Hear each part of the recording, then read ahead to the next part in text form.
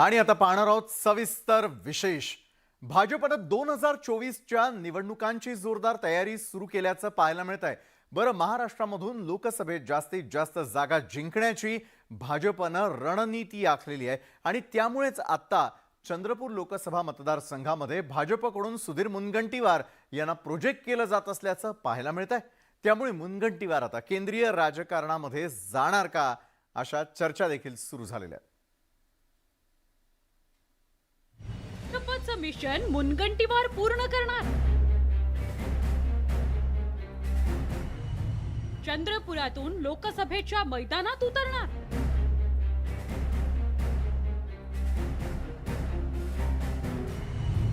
अध्यक्षांच्या सभेत मुनगंटीवार प्रोजेक्शन। धानोरकरांविरोधात अहिरांऐवजी मुनगंटीवार।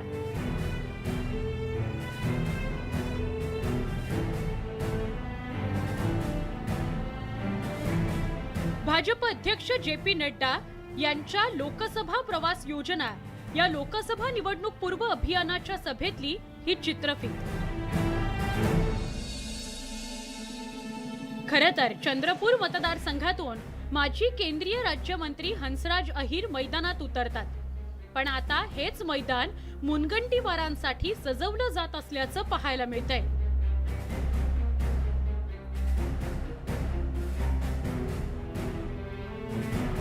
दोन 2019च्या लोकसभा निवडणुकीत ज्या मतदारसंघात पराभव झालेला त्या मतदारसंघावर सध्या भाजपनं लक्ष केंद्रित केलंय। यात महाराष्ट्रातील चंद्रपूरचाही समावेश आहे। 2019 मध्ये काँग्रेसनं चंद्रपूर हा एकमेव मतदारसंघ जिंकला होता। काँग्रेसच्या बाळू धानोरकर यांनी भाजपच्या हंसराज अहिर यांच्यावर विजय मिळवलेला। तब्बल 45,000 मतांनी राज्यमंत्री हंसराज अहिर यांचा पराभव झालेला। हाच पराभव विजयात परावर्तित करण्याकरता आता भाजपनं थेट महाराष्ट्राचे वनमंत्री सुधीर मुनगंटीवार यांना मैदानात उतरवण्याची तयारी केल्याचं पाहायला मिळतंय। काँग्रेसच्या ताब्यात गेलेला एकमेव मतदारसंघही हिसकावण्यासाठी भाजपनं कंबर कसली आहे आणि स्वतः मुनगंटीवारांनीही चंद्रपूर जिंकण्याचा निर्धार बोलून दाखवलाय। कि आने वाले दिनों में महानगर पालिका हो, जिला परिषद हो, विधानसभाएं हो, विधान परिषद हो, लोकसभा हो, जब जब भारतीय जनता पार्टी का प्रत्याशी चुनाव में खड़ा होगा, जीत सत्य की होगी, जीतेगा भारतीय जनता पार्टी। खरं तर चंद्रपूर जिंकत भाजपचा काँग्रेस मुक्त महाराष्ट्र करण्याचा डाव आहे, पण काँग्रेसनं मात्र भाजपची इच्छा पूर्ण होणार नाही असा दावा केलाय। आपली पाठ आपण ठोठावी अशी परिस्थिती आज भाजपची आहे। त्यामुळे त्यांनी घोषणा काय केल्या, त्यांनी काय बोलावं, मोटिवेट करायला आपल्या कार्यकर्त्यांना, हे त्यांच्या पक्षाचा प्रश्न आहे। पण चंद्रपूर जिल्ह्याची परिस्थिती आज आपण पाहिली तर ती भाजपच्या विरोधात आहे। भाजपनं महाराष्ट्रात मिशन 45 जाहीर केलंय। त्यामुळे आधी 22 जागा जिंकणाऱ्या भाजप समोर अतिरिक्त 23 जागा जिंकण्याचं आव्हान आहे। अशा वेळी एक जागा महत्त्वाची ठरते। त्यामुळेच आता विदर्भातील दिग्गज नेते असलेल्या सुधीर मुनगंटीवार यांना भाजप लोकसभेच्या रणांगणात उतरवतं का, हे पाहणं महत्त्वाचं ठरणार आहे। Bureau report, news 18 Lokmat. भाजपनं मिशन 145 जाहीर केल्यानंतर विरोधकांनी आता भाजपवर थेटपणे निशाणा साधायला सुरुवात केलेली आहे। पण ठाकरेंच्या शिवसेनेनं मात्र यावरून थेट बाळासाहेबांची शिवसेना पक्षावर टीकास्त्र डागलंय। संजय राऊतांच्या विधानावरून दोन्ही पक्षांमध्ये भांडाभांडी सुरू झाल्याचंही पाहायला मिळतंय। भाजपचं मिशन राऊतांचं दूषण, तर शिंदे समर्थक भांडी घासणार का? राऊतांचा बाळासाहेबांच्या शिवसेनेला टोला, त्यांनाच ही सवय, सरवणकरांचं प्रत्युत्तर। भाजपच्या मिशन 145 वरून जुंपली। भाजपच्या मिशन 145 वरून सत्ताधारी आणि विरोधकांमध्ये जुंपल्याचं पाहायला मिळतंय। शिवसेना उद्धव बाळासाहेब ठाकरे पक्षाने तर भाजपच्या या मिशनवरून थेट शिंदेंच्या बाळासाहेबांची शिवसेना पक्षाला टार्गेट करायला सुरुवात केल्याचं पाहायला मिळतंय. कारण भाजपचेच 145 आमदार असतील तर शिंदेंच्या बाळासाहेबांची शिवसेना पक्षाचे आमदार काय भांडी घालणार का असा सवाल उपस्थित करत संजय राऊतांनी हल्लाबोल केला. जर 145 असेल त्याच्यामध्ये शिंदे गट कुठे आहे? भाजपचे 145 असेल मग शिंदे गटाचे लोक आहेत ते काय धुणी भांडी करायला ठेवणार का? याचा अर्थ भारतीय जनता पक्षाच्या पायरीवरही यांना कोण उभं करत नाही, ही तात्पुरती तडजोड आहे. आता राऊतांनी टीका केल्यानंतर शिंदेंचे समर्थक कसे शांत राहणार? राऊतांच्या या टीकेला एकेकाळचे त्यांचे पाठीराखे असलेल्या सदा सरवणकर यांनी जशास तसं उत्तर दिलंय. ते म्हणतात ते बरोबर आहे. साधारणतः 200च्या दरम्यान ह्या जागा भारतीय जनता पक्ष आणि बाळासाहेबांची शिवसेना यांचे येतील असा यांनाच विश्वास आहे संजय राऊतांना. बाकी राहतो भांडी घासण्याचा विषय. मला असं वाटतं ते आता तेच काम करतायत आणि ते आणखीन कोणीतरी करावं अशी त्यांची इच्छा असेल तर आणखीन शोधा म्हणावं. खरं तर मिशन भाजपचं आहे, पण या मिशनवरून राऊतांनी थेट बाळासाहेबांच्या शिवसेनेला टार्गेट केल्यानं दोन्ही पक्षात जुंपली आहे. त्यामुळे या वादात पुढे काय घडतं पाहणं महत्त्वाचं असेल. Bureau report, news 18 Lokmat. शालेय शिक्षण मंत्री दीपक केसरकर यांनी रविवारी उद्धव ठाकरेंना आत्मपरीक्षणाचा सल्ला देत मनोमिलनाचे संकेत दिले होते. पण ठाकरेंच्या शिवसेनेचे खासदार संजय राऊत यांनी मात्र या टाळीचा कोपरखळीला उत्तर दिलेलं आहे. त्यामुळे ठाकरे सेना आणि शिंदे समर्थक यांच्यामधील संघर्ष आणखी तापण्याची शक्यता आहे. केसरकरांची टाळी, राऊतांची कोपरखळी. मनोमिलनाची शक्यता राऊत यांनी फेटाळली. आत्मपरीक्षणावरून दोन्ही शिवसेनेत जुंपली. राऊतांच्या टीकेला शिंदे समर्थकांचं उत्तर. एकनाथ शिंदे यांच्या बाळासाहेबांची शिवसेना पक्षाचे प्रवक्ते आणि राज्याचे शिक्षण मंत्री दीपक केसरकर यांनी केलेलं हे विधान. केसरकर यांना अजूनही दोन्ही शिवसेना एकत्र येतील असं वाटत असल्याचं यातून दिसतंय. पण केसरकरांच्या या भूमिकेवर संजय राऊत यांनी मात्र निशाणा साधलाय. दीपक केसरकर यांच्या मनोमिलनाच्या इच्छेला राऊत यांनी फेटाळून लावलंय. दीपक केसरकर यांनी आत्मपरीक्षणाची केलेली भाषा, एकत्र येण्याची भाषा, हे त्यांच्या गटाचं एक वैफल्य आणि निराशा.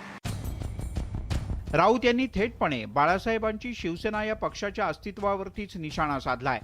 त्यानंतर शिंदे समर्थक आमदारांकडून सुद्धा राऊत यांच्या या टीकेला प्रत्युत्तर देण्यात येत आहे.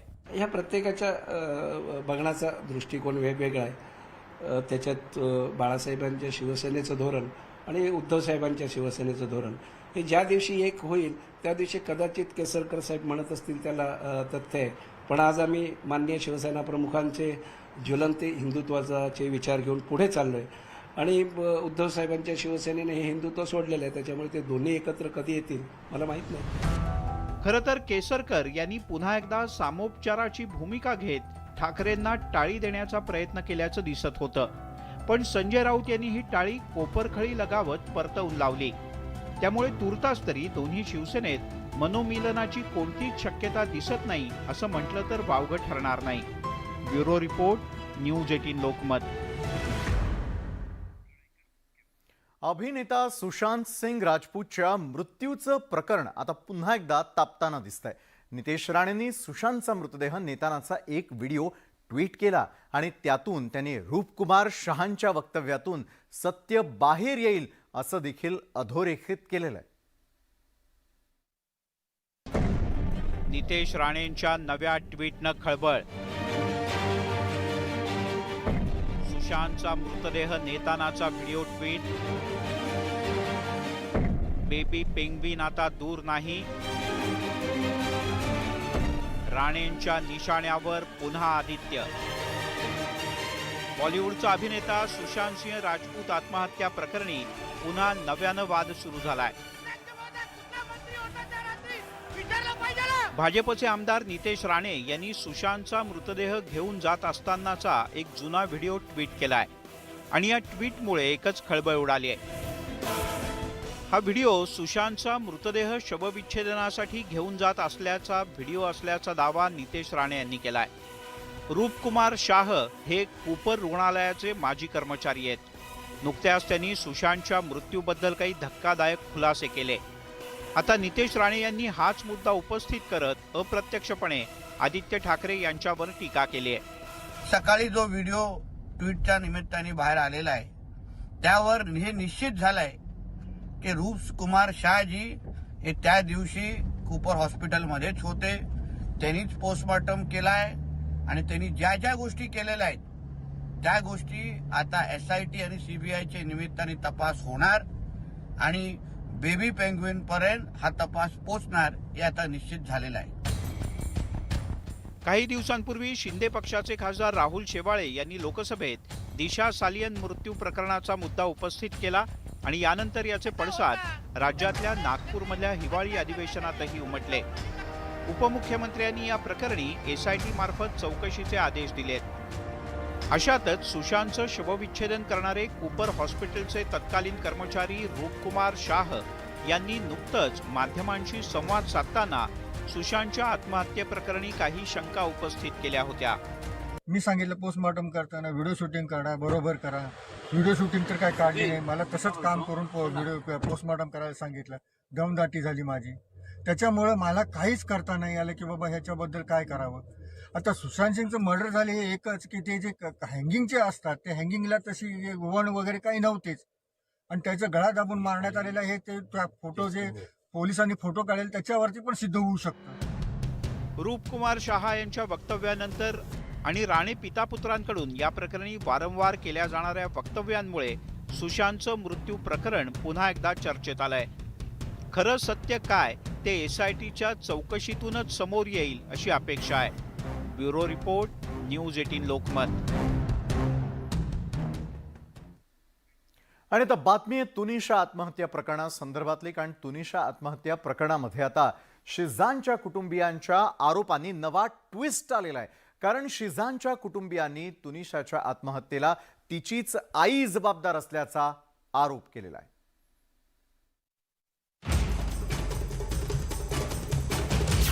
तुनिशाची आईच तुनिशाच्या आयुष्यातली विलन. तुनिशावर ऍक्टिंगसाठी वनिता शर्मांची जबरदस्ती. शिजान तुनिशा ब्रेकअपसाठी आईच आग्रही. शिजानच्या कुटुंबियांचा वनिता शर्मांवर आरोप.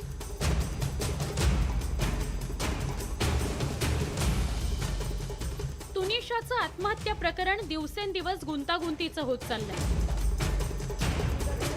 शिजानच्या कुटुंबियांनी पत्रकार परिषद घेऊन तुनिशाची आई वनिता यांच्यावर आरोपांच्या फैरी झाडल्या. वनिता यांच्याकडून तुनिशाला कधीच प्रेम मिळालं नसल्याचा आरोप शिजानच्या कुटुंबानं केला. शिजानला वनिता यांच्याकडून मातृप्रेम मिळालं नाही. वनिता यांनी तुनिशावर अनेक अल्बममध्ये काम करण्यासाठी जबरदस्ती केली असा आरोपही त्यांनी केलाय. उनका सगा भाई छोटा ऑटिस्टिक है. उन्होंने उनकी माताजी से अनुरोध किया कि प्लीज आप अपनी बेटी के साथ समय बिताइए, आप प्लीज अपनी बेटी के साथ रहिए, उसे अकेला मत छोड़िए, उसको आपकी जरूरत है. उनकी बेटी को उनके माँ का प्यार कभी नहीं मिला है. अगर उनकी परिवार से, उनकी माताजी से तुनिशा को वो प्यार मिला रहता तो वो प्यार बाहर नहीं ढूंढती. शिजाननं कधीही ड्रग्ज घेतले नसल्याचा दावा त्याच्या वकिलांनी केलाय. शिजान आणि तुनिशा हे सिरियस रिलेशनशिप मध्ये होते. वनिता यांनाच रिलेशनशिप नको होतं. तुनिशा गेल्या 6 महिन्यांपासून शिजानच्या कुटुंबाच्या संपर्कात होती आणि ती आनंदी होती असा दावाही शिजान यांच्या कुटुंबानं केलाय. मेरे फोन पे मिस्ड कॉल्स हैं, बैक टू बैक कॉल. मतलब उठाया, हाँ जी मम्मा, हाँ टुन्नू खाना खा लिया, हाँ जी मम्मा, अच्छा मैं अभी सोने के लिए लेटी हूँ, कट टू वापस फोन. वो इतने फोन करती थी कि तुनिशा फोन फेंक दिया करती थी अपना.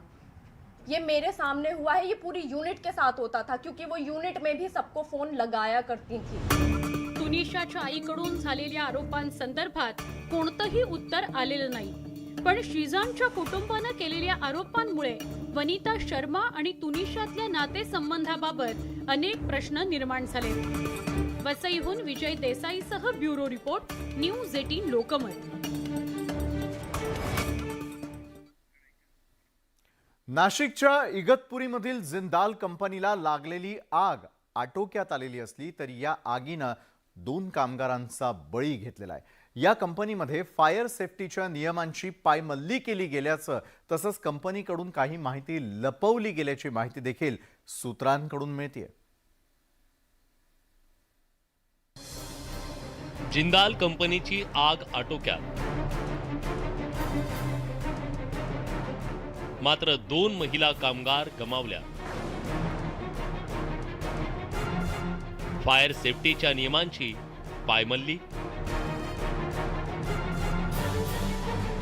नववर्षाचा पहिलाच दिवस नाशिकच्या इगतपुरीतील जिंदाल कंपनीसाठी काळा दिवस ठरला.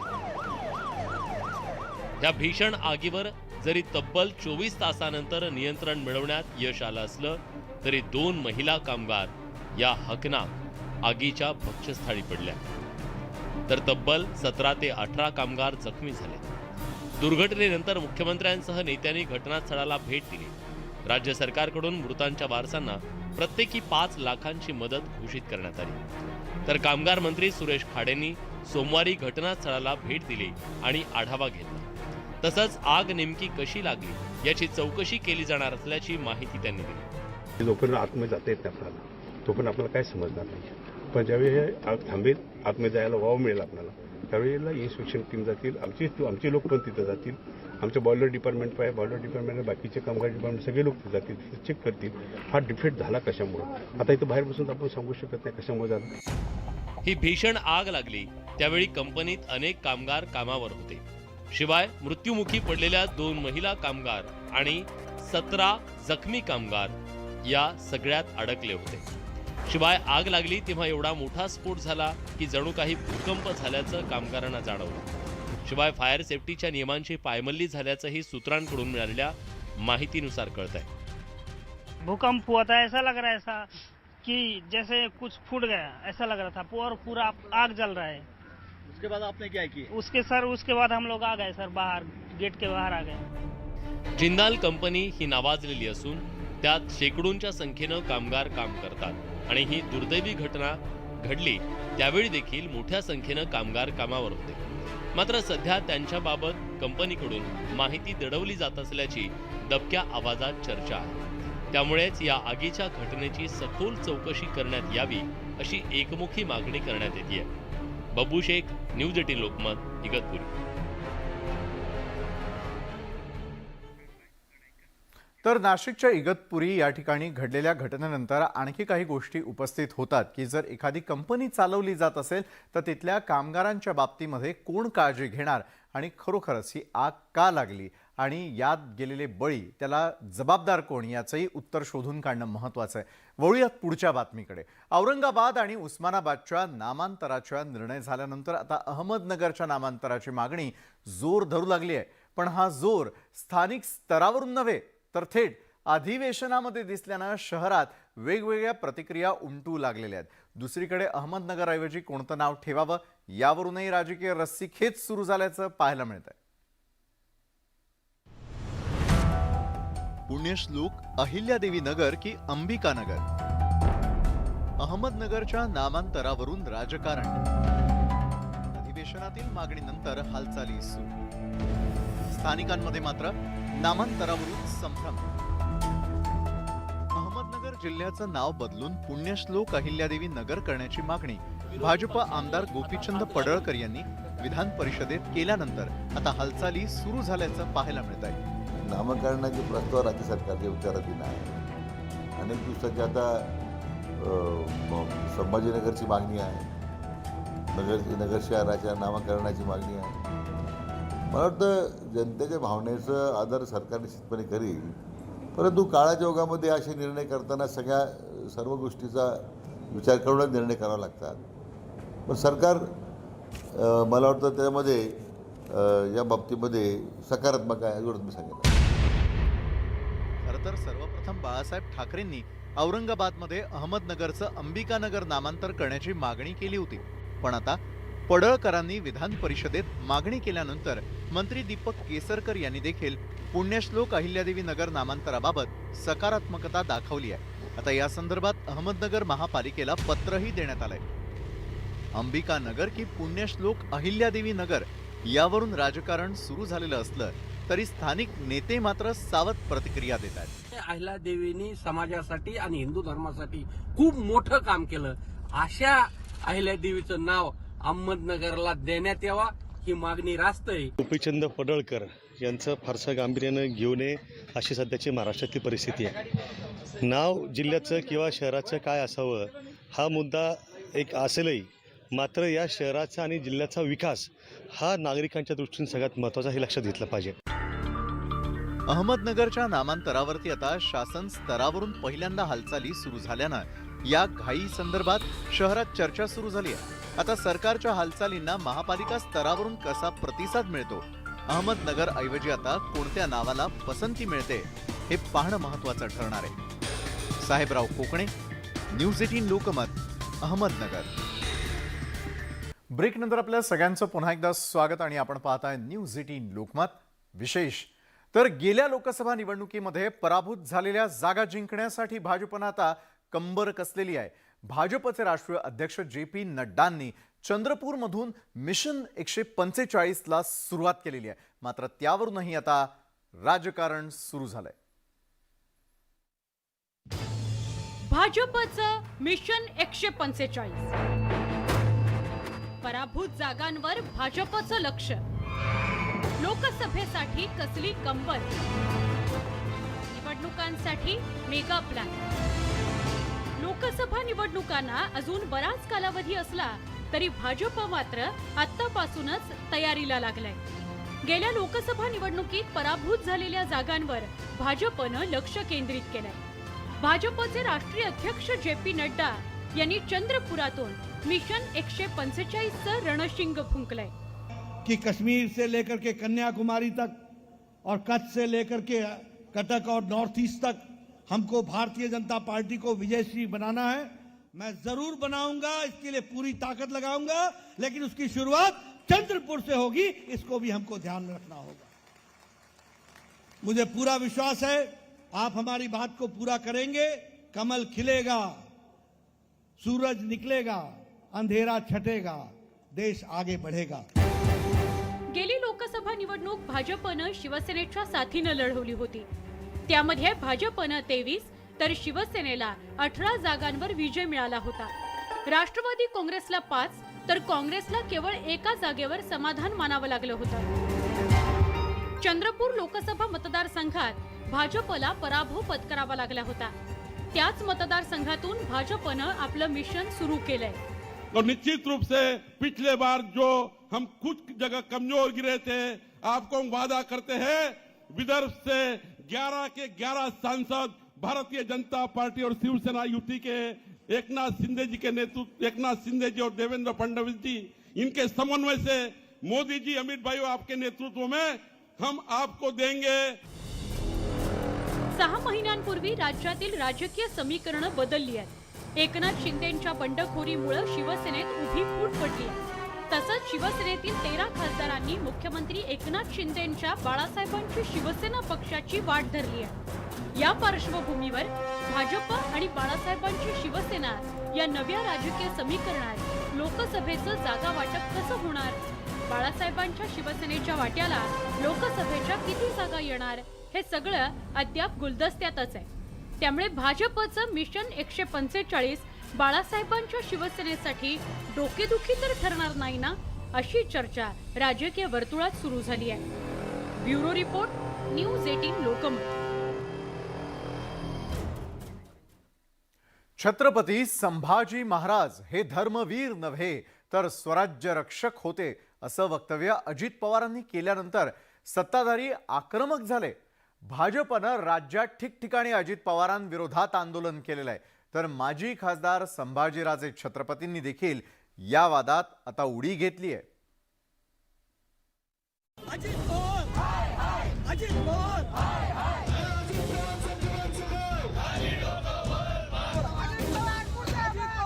विरोधी पक्षनेते अजित पवारांनी छत्रपती संभाजी महाराजांविषयी केलेल्या वक्तव्यावरून आता चांगलंच राजकारण पेटलंय.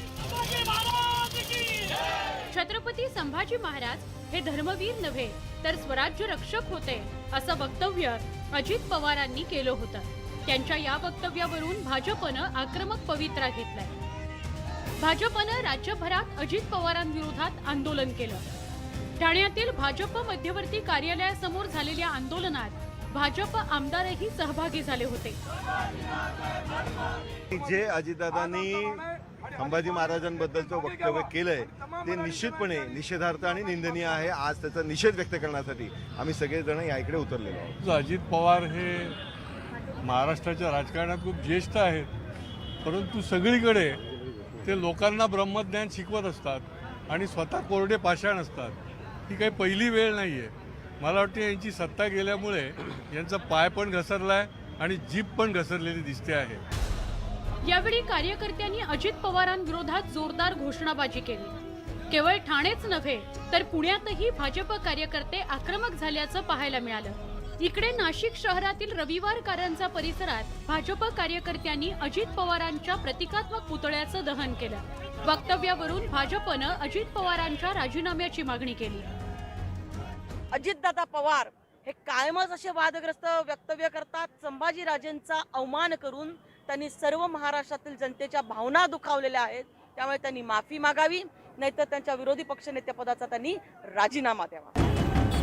त्यावरून निर्माण झालेल्या वादात आता संभाजीराजे छत्रपती यांनी उडी घेतली आहे. पवारांनी वक्तव्य मागे घ्यावं अशी मागणी संभाजीराजे छत्रपती यांनी केली आहे. माझा उलट त्यांना सूचना ही राहील की कुठलेही ऐतिहासिक संदर्भ, ऐतिहासिक घटना जर बोलायची असेल तर त्याचा अभ्यास पूर्ण केल्याशिवाय आपली प्रतिक्रिया देऊ नये.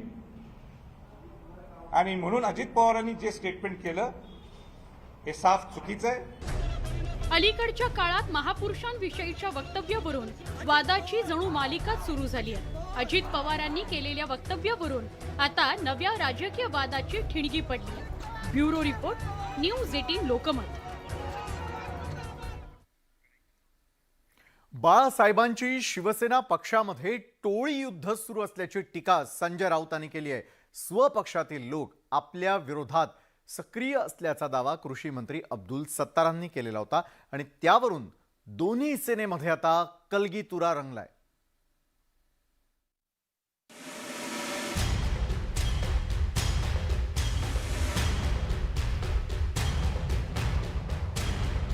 शिवसेनेतील 40 आमदारांच्या बंडानंतर उद्धव ठाकरे आणि मुख्यमंत्री एकनाथ शिंदे यांच्यात राजकीय संघर्ष पेटलाय. दोन्ही बाजूच्या नेत्यांकडून एकमेकांवर आरोप प्रत्यारोप केले जात आहेत. अशातच शिंदेंच्या पक्षातील सुंदोपसुंदी उघड झाली आहे. गेल्या काही महिन्यात विविध कारणांमुळे कृषी मंत्री अब्दुल सत्तार चांगलेच चर्चेत आले. कधी टीईटी तर कधी सुप्रिया सुळेंविषयी आक्षेपार्ह वक्तव्य तर कधी सिल्लोड महोत्सवामुळे ते अडचणीत सापडले होते. या सगळ्या प्रकरणांवर अब्दुल सत्तारांनी मौन सोडताना स्वपक्षाला घरचा आहेर दिलाय. पक्षातील काही लोक आपल्या विरोधात सक्रिय असल्याचा आरोप त्यांनी केला होता. तोच धागा पकडून आता संजय राऊतांनी शिंदेंच्या पक्षावर निशाणा साधलाय. तसंच बाळासाहेबांची शिवसेना हळूहळू भाजपत विलीन होईल असा दावा राऊतांनी केलाय. दीपक केसरकरांना वाटतंय दोन्ही गट एकत्र यावेत असं त्याचं आता त्यांनी आत्मपरीक्षण केलं आणि त्या आत्मपरीक्षणानंतर त्यांच्याकडून हे विधान बाहेर पडतंय. म्हणजे त्यांच्या गटामध्ये अजून काही गट निर्माण झाले आणि तिथे टोळी युद्ध सुरू आहे ही आमची माहिती आहे. शिंदेंच्या पक्षात गट तट निर्माण झाल्याचा दावा राऊतांनी केलाय तर शिंदेंच्या पक्षानं राऊतांच्या दाव्याचं खंडन केलंय. बाळासाहेबांची शिवसेनामध्ये कोणतेही गट तट नाहीत असं आमदार संजय गायकवाडांनी सांगितलं. भाजप सेनामध्ये किंवा आमच्या 50 आमदारामध्ये कुठलंही टोळी युद्ध नाहीये आणि त्यांना असं वाटतं की यांच्यामध्ये टोळी युद्ध व्हावं, पण त्यांचं हे स्वप्न कधी पूर्ण होणार नाही. एकनाथ शिंदे साहेब आमच्यातले काही गैरसमज असतील ते दूर करतील आणि काही टोळी युद्धाचा वगैरे काही भाग नाही. ठाकरे आणि शिंदेंच्या सेनेत सतत कोणत्या ना कोणत्या कारणावरून राजकीय वाद होत असल्याचं आपण पाहतोय. आता अब्दुल सत्तारांच्या दाव्यावरून पुन्हा एकदा या दोन्ही सेनेकडून दावे प्रतिदावे केले जात आहेत. Bureau report, news 18 Lokmat. Tunisha शर्माच्या आत्महत्येच्या पार्श्वभूमीवर भाजपचे आमदार राम कदम यांनी केलेल्या दाव्यामुळे एकच खळबळ उडालेली आहे. बॉलिवूडमध्ये लव्ह जिहाद गँग सक्रिय असल्याचा दावा राम कदम यांनी केलेला आहे. टीव्ही अभिनेत्री तुनिशा शर्माच्या आत्महत्येमुळे टीव्ही जगतात एकच खळबळ उडाली आहे. या प्रकरणी तुनिशाचा बॉयफ्रेंड शिजान खानला पोलिसांनी अटक केली आहे. शिजाननं तुनिशाला आत्महत्येला प्रवृत्त केल्याचा आरोप तुनिशाच्या आईनं केलाय. खरं तर या प्रकरणी रोज नवनवे दावे प्रतिदावे केले जात आहेत. आता भाजप आमदार राम कदम यांनी या प्रकरणी एक खळबळजनक दावा केलाय. बॉलिवूडमध्ये लव्ह जिहाद टोळी सक्रिय असल्याचा आरोप कदमांनी केलाय. तुनिशा शर्मा के मौत का गंभीर मामला, महाराष्ट्र सरकार की ओर से स्पष्ट निर्देश पुलिस को दिए गए हैं. सभी तथ्यों को खंगाला जाए. जो बिंदु सामने आ रहे हैं, जो बातें सामने आ रही हैं, वह सारी बातें क्या ये लव जिहाद के कारण मौत हुई है उस दिशा की ओर बढ़ रही है. अभिनेत्री तुनिशाचे शिजानशी प्रेम संबंध होते, मात्र आत्महत्येपूर्वी त्यांचं ब्रेकअप झालं होतं आणि त्यातून तिनं हे टोकाचं पाऊल उचलल्याचा तुनिशाच्या कुटुंबियांचा आरोप आहे. तुनिशावर धर्मांतर करण्यासाठी शिजानच्या कुटुंबियांकडून दबाव टाकला गेला होता. तसंच तिचा मानसिक छळ करण्यात आल्याचा आरोप तुनिशाची आई वनिता शर्मांनी केला. या पार्श्वभूमीवर राम कदम यांनी लव जिहादचा संशय व्यक्त केलाय. आवश्यकता यदि होगी तो पुलिस के द्वारा नार्को टेस्ट भी की जाएगी, पर तुनिशा शर्मा के परिवार को न्याय मिलेगा. किसी के साथ भी अन्याय नहीं होगा. अलीकडच्या काळात अनेक प्रकरणांमध्ये लव जिहादची चर्चा सुरू झाली आहे. त्यामुळेच राज्यात लव जिहाद विरोधी कायद्यासाठी भाजप आग्रही असल्याचं पाहायला मिळतंय. आता तुनिशा आत्महत्या प्रकरणामुळे पुन्हा एकदा लव जिहादची चर्चा सुरू झाली आहे. Bureau report, news 18 Lokmat. Modi सरकारनं 2016 साली घेतलेल्या नोटबंदीच्या निर्णयावर सर्वोच्च न्यायालयानं मोठा निकाल दिलाय. केंद्र सरकारनं घेतलेला नोटबंदीचा निर्णय हा कोर्टानं वैध ठरवला. बरं, केंद्र सरकारच्या नोटबंदीच्या निर्णयाला आव्हान देणाऱ्या एकूण 58 याचिका कोर्टानं फेटाळलेल्या आहेत. सुप्रीम कोर्टानं नोटबंदी ठरवली वैध. नोटबंदीत अनियमितता नसल्याचा निर्वाळा. नोटबंदीवरच्या 58 याचिका कोर्टानं फेटाळल्या. 8 नवंबर 2016 की रात्रि को 12 बजे से वर्तमान में जारी 500 रुपये और 1000 रुपये के करेंसी नोट लीगल टेंडर नहीं रहेंगे. पंतप्रधान नरेंद्र मोदींनी 2016 मध्ये नोटबंदी केली. या नोटबंदीला आव्हान देणाऱ्यांना सुप्रीम कोर्टानं चांगलंच फटकारलंय. नोटबंदी अयोग्य होती असा दावा करणाऱ्या 58 याचिका सुप्रीम कोर्टानं फेटाळल्या. नोटबंदी करण्याआधी केंद्र आणि आरबीआय मध्ये 6 महिने चर्चा झाली असं निरीक्षण कोर्टानं नोंदवलंय. 500 आणि 1000 रुपयांच्या नोटा रद्द करण्यामागे एक निश्चित रणनीती होती असं निरीक्षण नोंदवण्यात आलंय. सुप्रीम कोर्टाचं म्हणणं आहे की याच्यावरती जे RBIने गाईडलाईन्स दिल्या होत्या त्याही योग्य आहेत आणि गाईडलाईनप्रमाणेच बाकीच्या गोष्टी पण फॉलो झाल्या होत्या आणि म्हणूनच कोर्टाने पण या संदर्भात हेच म्हटलेलं आहे की RBIने ज्या काही गाईडलाईन्स दिलेल्या असतील त्याच्या तरतूद पूर्ण केलेल्या आहे. नोटबंदीवर टीका करणाऱ्यांना ही चपराक असल्याचं वनमंत्री सुधीर मुनगंटीवार यांनी म्हटलंय. नोटबंदी करताना त्यांच्या मनामध्ये एकच भूमिका होती की या देशामध्ये जो ब्लॅक मनी आहे हा ब्लॅक मनी यातून नष्ट व्हावा, देशाची इकॉनॉमी ही विकासाच्या, प्रगतीच्या, उन्नतीच्या दिशेने वेगाने जावी या दृष्टीने माननीय मोदीजींनी प्रयत्न केला. नेटवर्क 18चे editor in chief Rahul Joshi यांना त्यावेळी मोदींनी दिलेल्या मुलाखतीतही मोदींनी नोटबंदीबाबत स्पष्ट भूमिका मांडली होती. 30 तारीख के बाद अगर मैं कोई कठोर कदम उठाता हूं तो कोई मुझे दोष नहीं दे सकता है. देश की गरीब जनता का पैसा है, इसको लूटने का अधिकार किसी को नहीं है और ये मेरा कमिटमेंट है. मैं पूरी ताकत से लगा हूं और कोशिश जारी रखूंगा. मोदींनी नोटबंदी करून देशातली समांतर काळी अर्थव्यवस्था मोडीत काढली. मोदींचा हा मास्टर स्ट्रोकच होता, यावर सुप्रीम कोर्टानं एक प्रकारे शिक्कामोर्तब केलंय. नवी दिल्लीहून प्रशांत लीला रामदाससह ब्युरो रिपोर्ट, न्यूज 18 लोकमत.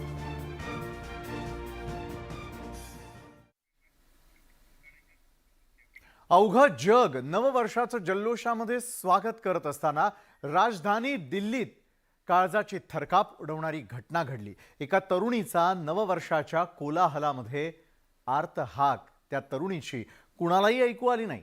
एका तरुणीला वाहनाखाली 4 ते 5 किलोमीटर फरफटत नेल्याचं देखील आता समोर आलेलं आहे.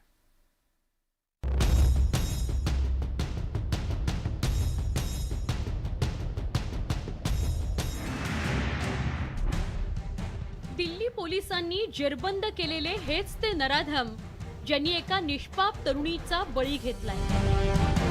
आरोपींनी त्या तरुणीला आपल्या वाहनाखाली 4 किलोमीटर पर्यंत फरफटत नेलं. दिल्लीच्या रस्त्यांवर कडाक्याच्या थंडीत ती निष्पाप तरुणी जीवाच्या आकांतानं मदतीचा धावा करत होती. वेदनेनं विव्हळत होती. तिचं शरीर अक्षरशः सोलून निघालं होतं. पण या सैतानांना तिची जराही दया आली नाही.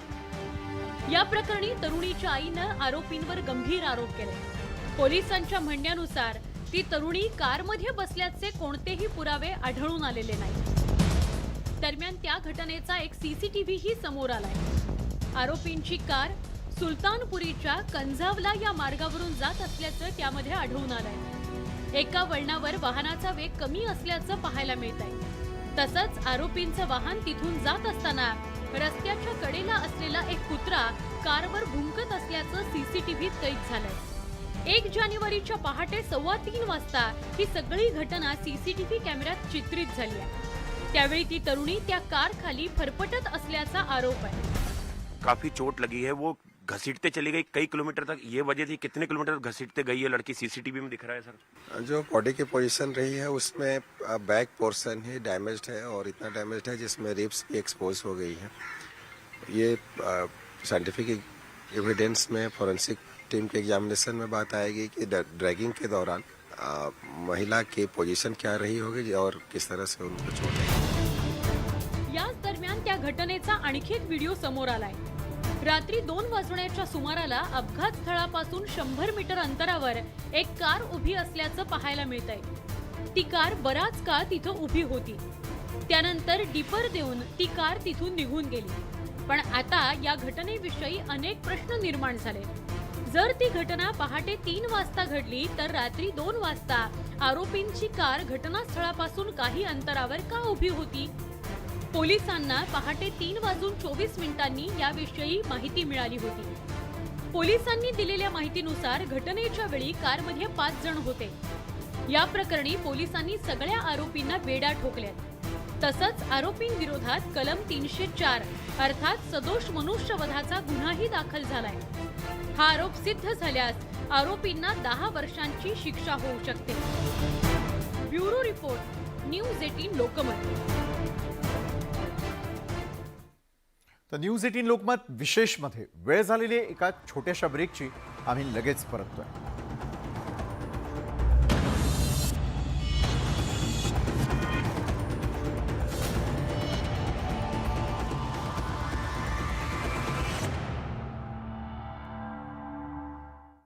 ब्रेक नंतर आपल्या सगळ्यांचं पुन्हा एकदा स्वागत. बीड जिल्ह्यामध्ये सारख्या चेहऱ्यांचे तब्बल 61,270 मतदार असल्याचं समोर आलेलं आहे. आणि विशेष म्हणजे यात मोठ्या प्रमाणात बोगस मतदार असण्याची शक्यता देखील प्रशासनानं व्यक्त केलेली आहे. पाहुयात न्यूज 18 लोकमतचा हा विशेष रिपोर्ट. बीड जिल्ह्यात बोगस मतदारांचं रॅकेट. तब्बल 61,270 मतदार एकाच चेहऱ्याचे. मात्र जिल्हा निवडणूक अधिकाऱ्यांची चुप्पी. बीड जिल्ह्यात सारख्या चेहऱ्यांचे एक नव्हे दोन नव्हे तर तब्बल 61,270 मतदार असल्याचं समोर आलंय. ही धक्कादायक बाब समोर आणली आहे आमच्या बीडच्या प्रतिनिधीनं. कारण एकाच मतदारानं चक्क दोन दोन नव्हे तर तीन तीन ठिकाणी मतदार यादीत नाव नोंदणीचा प्रताप केल्याचं दस्तूरखुद्द निवडणूक अधिकाऱ्यांनीच उघड केलं. तर अशा प्रकारे नोंदणी करून बोगस मतदान करण्याचं रॅकेटच बीड जिल्ह्यात सक्रिय असून ते काही भ्रष्ट निवडणूक अधिकारी आणि काही तथाकथित राजकीय नेत्यांच्या आशीर्वादानंच सुरू असल्याचा गंभीर आरोप हा सामाजिक कार्यकर्त्यांनी केलाय. ही जी गोष्ट आहे मतदाराची ती स्थानिक पुढारी आणि निवडणुकीतले जे ग्राउंड लेवलचे अधिकारी आहेत यांनी संगनमताने या गोष्टी केल्या आहेत. आणि 61,000 आकडा अत्यंत धक्कादायक आहे, कारण हा निवडणुकीवर मोठ्या प्रमाणावर निवडणूक निकालावर परिणाम करणार आहे. त्यामुळे संबंधित प्रकाराने सखोल चौकशी व्हायला पाहिजे. दुबार मतदार जे आहे ते बंद व्हायला पाहिजेत.